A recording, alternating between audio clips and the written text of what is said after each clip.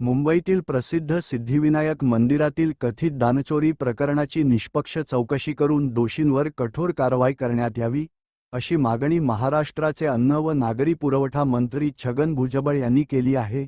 नाशिक दौऱ्यावर आले असताना प्रसारमाध्यमांशी बोलताना छगन भुजबळ म्हणाले की, मुंबईचे सिद्धिविनायक मंदिर हे केवळ महाराष्ट्राचेच नव्हे तर संपूर्ण देशातील भाविकांचे श्रद्धास्थान आहे.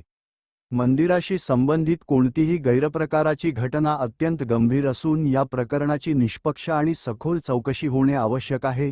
भुजबळ यांनी पुढे सांगितले की, महाराष्ट्र पोलीस आणि राज्य सरकार या प्रकरणाची निष्पक्ष चौकशी करून दोषींवर कायद्यानुसार कठोर कारवाई करतील, असा विश्वास आहे.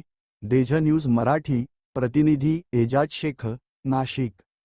उसमें कुछ ये जो है चढ़ावा जो लोग चढ़ाते हैं भगवान को, सिद्धिविनायक को, उस चढ़ावे में कुछ गलत हुआ है या कुछ मतलब जो चंदा जमा होता है